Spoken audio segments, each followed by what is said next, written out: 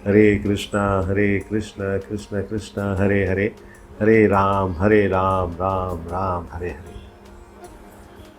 तो आज का विषय है जिस पर कि हम चर्चा करने वाले हैं वो है महारानी कुंती और कर्ण को लेकर।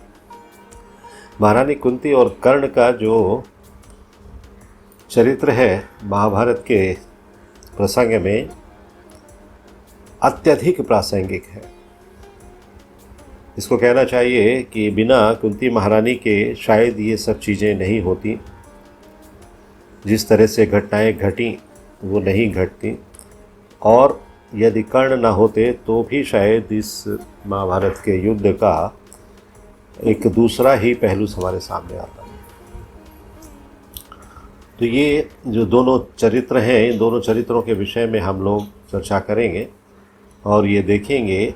अभी इसमें देखिए दो चरित्र हैं, कुंती महारानी और दानवीर कर्ण। तो आज हम कुंती महारानी की चर्चा करेंगे और संभवतः अगले शनिवार को हम दानवीर कर्ण की चर्चा करेंगे। हालांकि ये जो है दोनों विषय एक दूसरे से जुड़े हुए हैं और वो रहेंगे भी। कुंती महारानी के समय पर कर्ण की चर्चा भी आएगी और कर्ण के विषय में कुंती महारानी की भी चर्चा आएगी। यस, तो ये ऐसे टॉपिक्स हैं जो कि कहना चाहिए कि डिस्प्यूटेड टॉपिक्स। इनके विषय में बहुत सारे विद्वान आचार्य अपने अपने अलग अलग मत देते हैं, लेकिन हमें उन सब से कुछ करना नहीं है। हमें सिर्फ ये जानना है कि आखिर ये दोनों चरित्र किस तरह से हमारे लिए हमारी भक्ति में सहायक हो सकते हैं। राइट। तो कुंती महारानी से हम शुरू करते हैं। कुंती महारानी जो माताएं हैं हमारे पुराणों में, ग्रंथों में, शास्त्रों में दी गई, उन माताओं जैसी नहीं थी। असामान्य माता थी। उन्होंने अपने बहुत दुख भरे हृदय से भयाक्रांत होकर, भयभीत होकर और विवश होकर अपने पहले पुत्र का त्याग किया। तो इससे पहले कि हम कुंती महारानी के विषय में कुछ और जाने, पहले हमें ये जान लेना चाहिए कि कुंती थी कौन। कुंती महारानी यदुवंशी राजा शूरसेन की पुत्री थी और जन्म के समय उनका नाम पड़ा था प्रथा। इसीलिए भगवान ने अर्जुन को कई बार प्रथा पुत्र कहकर नाम लिया। कौन्तेय कहकर भी नाम लिया, मतलब कुंती के पुत्र कौन्तेय। और नागवंशी राजा थे कुंती भोज, जिन्होंने यदुवंशी राजा शूरसेन की पुत्री को, प्रथा को गोद ले लिया था। फिर बाद में जब उनका विवाह हुआ तो महाराजा पांडु की पत्नी बनी वो, और भगवान श्री कृष्ण की बुआ बनी। तो इस तरह से महर्षि दुर्वासा ने, एक प्रसंग आता है कि कुंती को ये वरदान दिया था कि वे जिस भी देवता का आह्वान करें तो उसका आह्वान करके उनसे संतान प्राप्त कर सकती है। तो कुंती ने इसकी परीक्षा करने के लिए, चूंकि बहुत छोटी थी उस समय जब ये वरदान उनको मिला था, तो बहुत छोटी थी, तो उनको उत्सुकता थी कि आखिर इस वरदान में कोई शक्ति भी है कि नहीं। तो इस परखने के लिए उन्होंने सूर्यदेव को आमंत्रित किया और सूर्यदेव से कर्ण का जन्म हुआ। तो जो चार उनके ये उल्लेख किए जाते हैं, मतलब कर्ण को मिलाकर 6, तो 6 पुत्रों में कर्ण का जन्म सूर्य से हुआ, धर्मराज युधिष्ठिर का जन्म यम यानी धर्म के देवता से हुआ, भीमसेन का जन्म पवन देव से हुआ और अर्जुन का जन्म देवराज इंद्र से हुआ। तो इस तरह से ये जो जन्म है, अलग अलग देवताओं का आह्वान करके कुंती माता ने इन संतानों को जन्म दिया। और माद्री ने इसी वरदान के तहत, क्योंकि कुंती महारानी ने वो वरदान माद्री को बता दिया था, तो इस मंत्र का ही प्रयोग करके अश्विनी कुमारों से नकुल और सहदेव का जन्म हुआ। इस तरह कुंती महारानी को 5 पांडवों का आशीर्वाद मिला। तो ये जो कर्ण सबसे विवादास्पद रहे हैं, चाहे वो युद्ध का मामला हो, चाहे वो कोई और भी प्रसंग हो, कर्ण का विवाद में घिरे रहना एक स्वाभाविक घटना हो गई थी। लोग अक्सर कहते हैं कि कुंती महारानी ने गलत किया, कर्ण का पक्ष लेते हुए कहते हैं कि कुंती दोषी है और कुंती को कर्ण का त्याग नहीं करना चाहिए था। वो कहते हैं कि यदि विवाह से पूर्व कुंती ने कर्ण को जन्म दे दिया तो उसमें कर्ण का क्या दोष है, कर्ण को क्यों उन्होंने त्याग दिया। इसमें तो कुंती का स्वार्थ नज़र आता है कि उनकी बदनामी ना हो, वो बहुत छोटी हैं, अभी बालिका हैं 13-14 साल की, और उस समय उनको ये वरदान मिला और वरदान के अनुसार ये सूर्यपुत्र का जन्म हुआ। तो इस एक कार्य के कारण या भूल के कारण कर्ण को कितने दुख भोगने पड़े, ऐसा लोग मानते हैं। तो महाभारत के कथा में जिन जिन चरित्रों को गलत समझा गया उनमें कुंती सर्वप्रमुख है कि कुंती ने ये गलत किया, और विशेष रूप से कर्ण के प्रसंग को लेकर। तो कुंती महारानी ने कर्ण का त्याग करने के कारण जो लोगों की, जन सामान्य की, प्रजा की जो भावनाएं थी वो सदैव कर्ण के पक्ष में रहती थी कि कर्ण बेचारे बालक को उन्होंने छोड़ दिया। तो हाँ, इसमें दो राय नहीं है कि कर्ण को दुख हुआ, दुख भोगने पड़े, लेकिन कुंती महारानी ने जिन परिस्थितियों में ये सब कदम उठाए वो परिस्थितियां भी कम दुख का कारण नहीं थी, बहुत दुख भोगा उन्होंने। तो कुंती और कर्ण के जीवन की महत्वपूर्ण घटनाओं की यदि हम तुलना करें तो हमें पता चल जाएगा कौन अधिक सुखी था, कुंती सुखी थी या कर्ण सुखी था।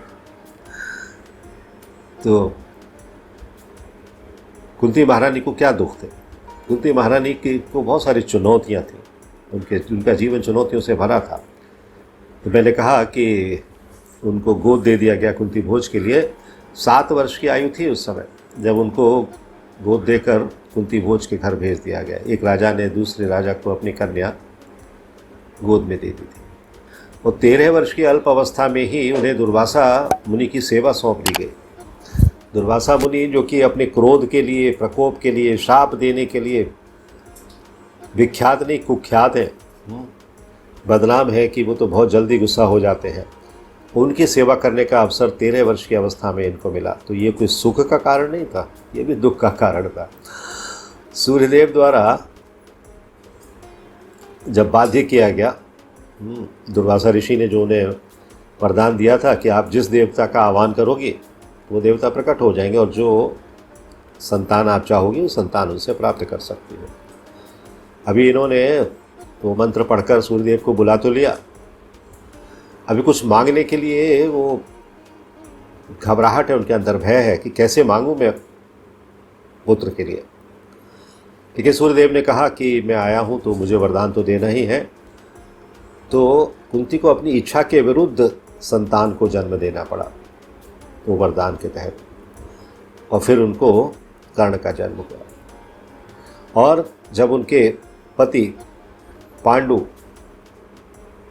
युवक थे, शक्तिशाली थे, तभी उन्हें मृत्यु का शाप मिल गया। एक और दुख, 14 वर्ष वन में रहकर अपने पुत्रों का लालन पालन करना पड़ा। इससे महान दुख और क्या हो सकता है। जो राजा हैं अपने राज्य में, अपने शासन में, उनको क्या करना पड़ रहा है, वन में भटकना पड़ रहा है, छुपे रहकर रहना पड़ रहा है। असमय अपने पति की मृत्यु का दुख झेलना पड़ा उनको,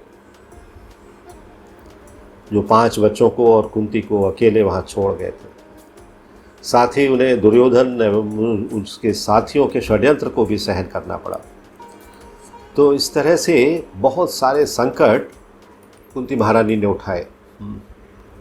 अब ये संकटों के पीछे अगर आप देखें कि कौन सा सुख छुपा हुआ है? कोई सुख नहीं, दुख के सिवाय और कुछ है ही नहीं, सुख की तो बात ही छोड़ दीजिए। तो जब ऐसी स्थिति है तो कोई कैसे भगवान श्री कृष्ण को कुरुक्षेत्र से द्वारका जाने देगा? जब वो युद्ध के बाद जा रहे हैं, कुंती महारानी की प्रेयर्स में आपने पढ़ा होगा ना, समझा होगा, ऐसी परिस्थितियों में अगर उन्हें दुख नहीं होगा तो क्या होगा? सुख कहाँ से मिलेगा?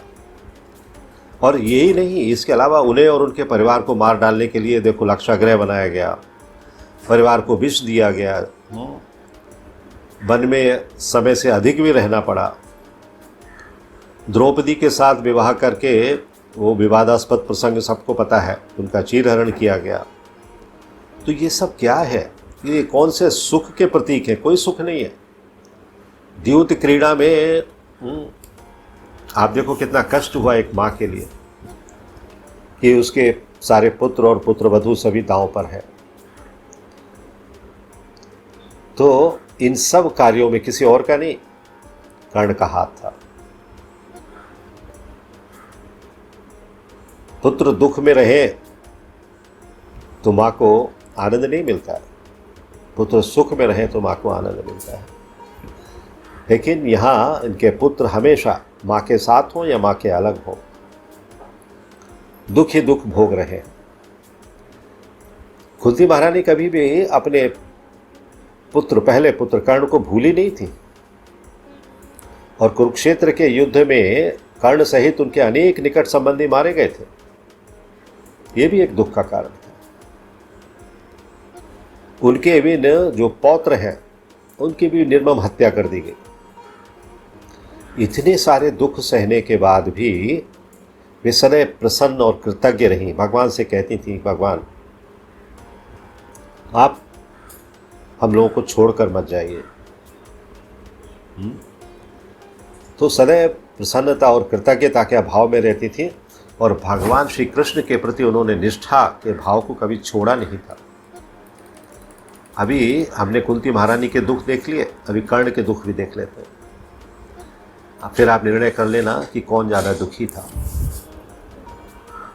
तो कर्ण के जीवन में निसंदेह उनकी माता ने उन्हें त्याग दिया था, तो इससे बड़ा दुख और कोई नहीं हो सकता है।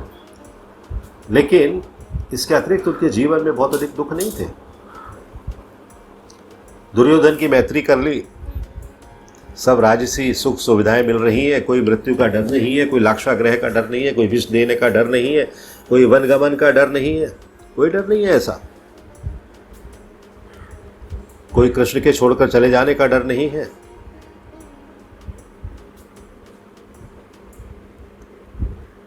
तो कौन अधिक दुखी है? अपने प्रथम पुत्र का जब त्याग किया कुंती महारानी ने, तो वो पुत्र का त्याग करना भी कोई सुख की बात नहीं है, वो भी बहुत बड़ा दुख था। किंतु वे आजकल की माताओं जैसी नहीं थी, जो अपने सुख के लिए अपने संतान की हत्या करने में क्षण भर भी संकोच नहीं करती है। उन्होंने हत्या नहीं की। तो कुंती के इस संबंध के कारण उनकी निंदा करना सरल है कि उन्होंने सूर्य से सूर्यपुत्र को जन्म दिया, परंतु हमें उनकी असामान्य परिस्थितियों को भी ध्यान में रखना होगा। यह एक विडंबना ही है कि भूत और भविष्य को जाने बिना हम लोग उन चीज़ों का आकलन कर लेते हैं, और अपने दृष्टिकोण से दूसरों का आकलन करना बहुत बड़ी भूल है। कुंती को ना तो कोई काम आसक्ति थी, ना अवैध संबंधों को रखने की कोई लालसा थी, और न ही सूर्यदेव उनके प्रेमी थे। फिर क्यों वो संबंध को गलत बताया जाए? वो एक छोटी बालिका थी, उन्हें पता भी नहीं था कि ये मंत्र जो दुर्वासा ऋषि ने हमें दिया है इसकी कितनी शक्ति है। वो शक्ति को सिर्फ परीक्षा करने के लिए उन्होंने वो एक्सपेरिमेंट कर डाला और उस एक्सपेरिमेंट में कर्ण का जन्म हो गया। महाभारत के अनुसार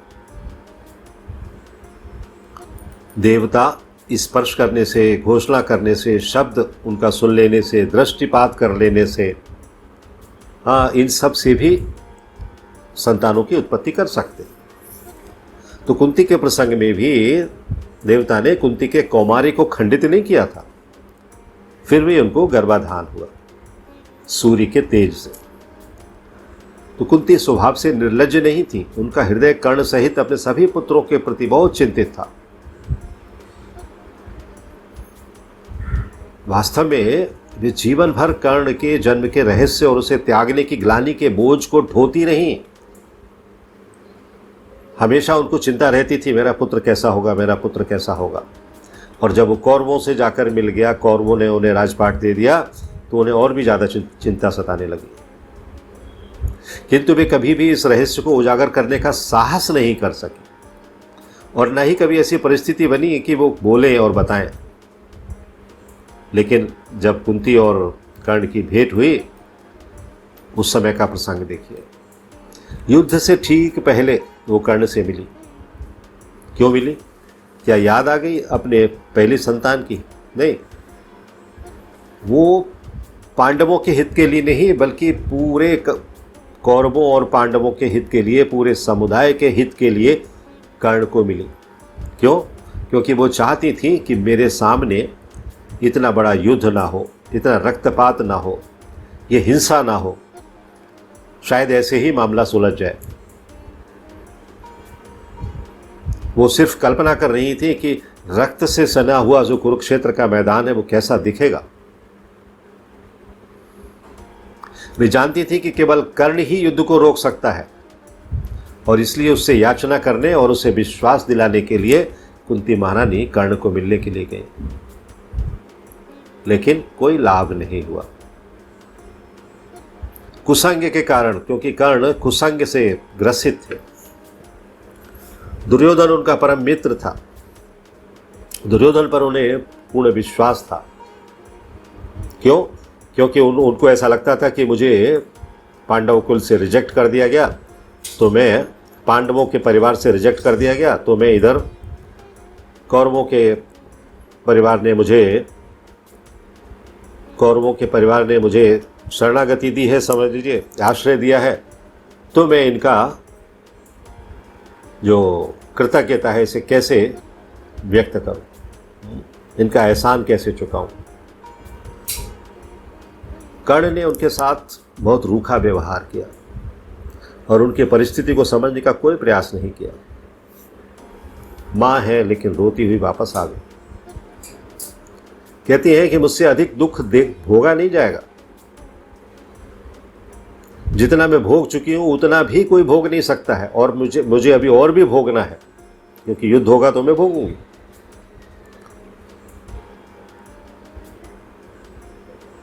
तो ये स्थिति थी महारानी कुंती की। यदि कर्ण ने कुंती को समझने का प्रयास किया होता तो उसे समझ में आ जाता कि महाभारत में कुंती जितना दुख किसी ने सहन नहीं किया है। कर्ण की मृत्यु पर कुंती ने स्नेहवश युधिष्ठिर से उसका अंतिम संस्कार करने के लिए कहा कि अपने बड़े भाई का अंतिम संस्कार कर दो। जब युधिष्ठिर को पता चला कि कर्ण उनका भाई था, वे अपनी माता पर बहुत क्रोधित हो गए। युधिष्ठिर को स्मरण आया कि किस प्रकार कर्ण के चरण कुंती के चरणों जैसे दिखते थे। आप देखो, हाँ, युधिष्ठिर भी सोच रहे हैं।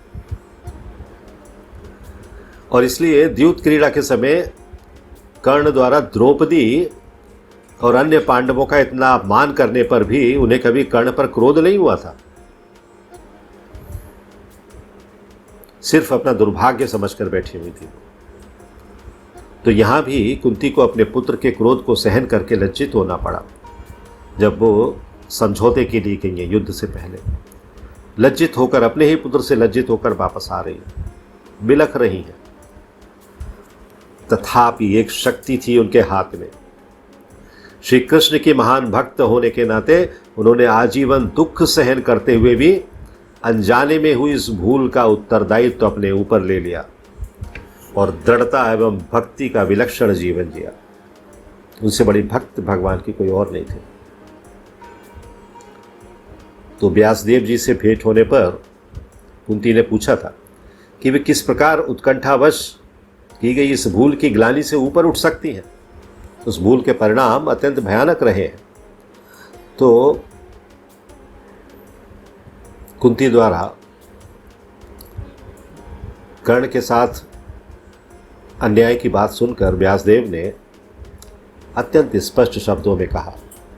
क्या कहते हैं? आश्रम वार्षिक पर्व में आता है एक श्लोक, सर्वम बलवताम पथ्यम, सर्वम बलवताम शचि, सर्वम बलवताम धर्मः, सर्वम बलवतः स्वकम। अर्थात बलवान कुछ भी पचा सकता है, बलवान के सभी कार्य पवित्र हैं, बलवान जो करता है वही धर्म होता है, और बलवान के लिए सभी वस्तुएं अपनी हैं। आज के युग में भी देखो आप, जिसके पास शक्ति है, बल है, उसकी हर चीज़ सही है। कोई निर्बल है, वो सही चीज़ भी करे तो उसके लिए गलत है। वही बात वहाँ पर व्यासदेव जी कह रहे हैं। सार यही है कि जिस व्यक्ति के पास धर्म अनुशीलन का बल होता है, जो तपस्वी है और जिसने भगवान का आश्रय लिया है, वो जीवन की सारी बाधाओं को पार कर सकता है। यहाँ जो बल कहा गया वो आध्यात्मिक बल के लिए कहा गया, और मैंने जो कलयुग का उदाहरण दिया वो आध्यात्मिक बल का नहीं है, वो भौतिक बल का उदाहरण है कि भौतिक जगत में शक्ति के बल पर लोग क्या क्या कर लेते हैं। यहाँ जो शक्ति है वो धर्म अनुशीलन की शक्ति है, आध्यात्मिक शक्ति है।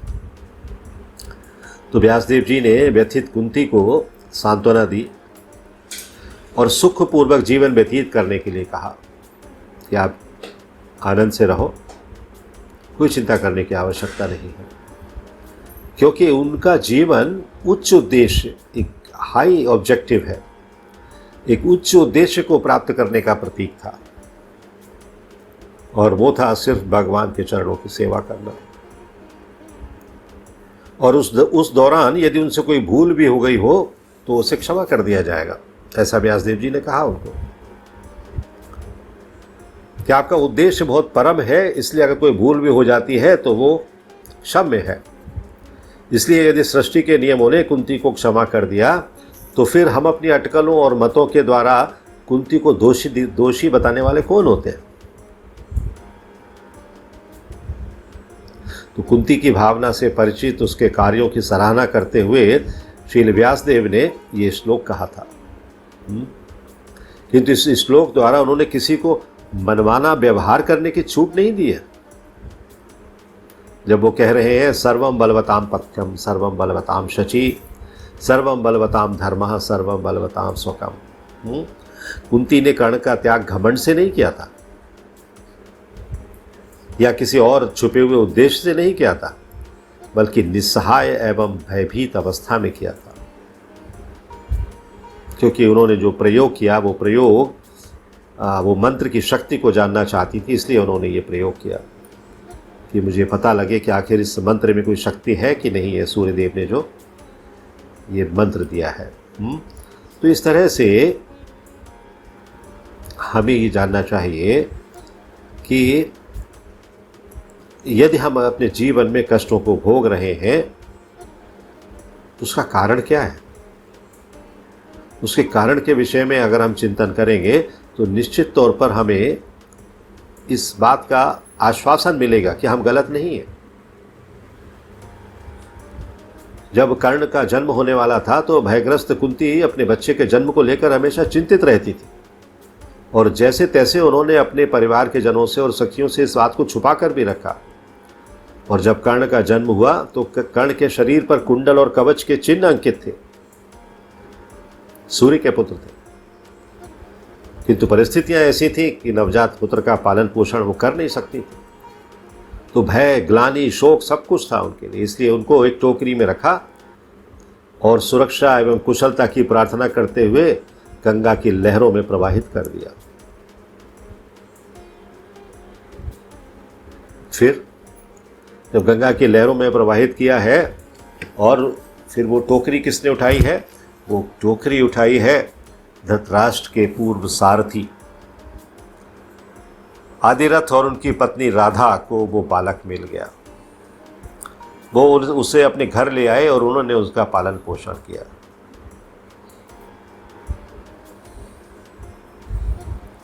विधाता ने कभी भी कुंती महारानी को यह ऐसा अवसर ही नहीं दिया कि वो इस रहस्य को कर्ण को या अपने माता पिता को, पति को और पांडवों के समक्ष उजागर कर सके, नहीं हो पाया।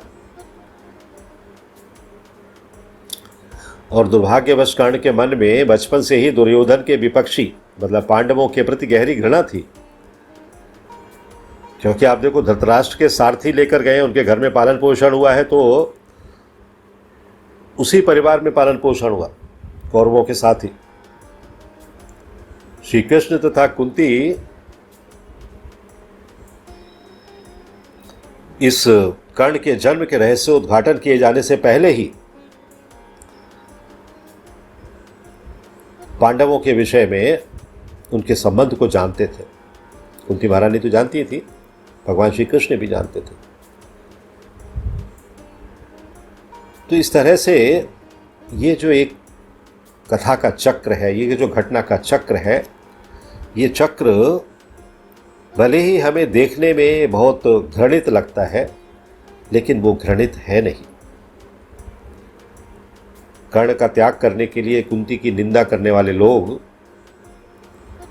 उनकी परिस्थितियों को नहीं समझते हैं, उन हालातों को नहीं समझते हैं कि जिनसे होकर कुंती महारानी निकली थी।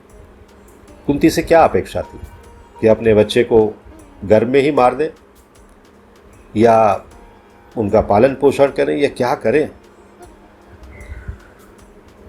आप देखो दूसरा पक्ष हम देखते हैं कि कंस ने अपनी बहन देवकी के पुत्रों की गर्भ में हत्या नहीं की, तो गर्भ में हत्या करने का विचार तो उस समय कुछ आता ही नहीं था, होता ही नहीं था समाज में। और कुंती जानती थी कि सूर्यदेव से उत्पन्न होने के कारण उसका पुत्र एक महान व्यक्ति होगा, तथापि वो ये भी जानती थी कि कर्ण को पालने की अनुमति हमें नहीं मिलेगी, समाज स्वीकार नहीं करेगा। कौन विश्वास करेगा कि एक महान देवता ने उसे उसके गर्भ में ये बालक रखा है। निस्सहाय थी। तो इस तरह से ये विधाता की इच्छा थी, भगवान की इच्छा थी कि कर्ण का जन्म इस तरह से हो। और कर्ण का जब जन्म होगा तो फिर क्या स्वरूप हमें देखने को मिलेगा, वो हमने देखा इन सारी घटनाओं में, कथाओं में, और इनको महसूस किया कि किस तरह से हमें कर्ण को समझना चाहिए। तो जो कर्ण का चरित्र है वो हमारे सामने प्रकट हुआ है कुंती महारानी के माध्यम से, और हमने इसका थोड़ा बहुत विश्लेषण करने का प्रयास किया है। हरे कृष्णा कृष्ण कृष्ण हरे हरे, हरे Ram Ram Ram Hare Hare. If you like this video, press the like button and share it with your family and friends. If you want to watch more such videos, please subscribe to our channel, and for getting updates, press the bell icon.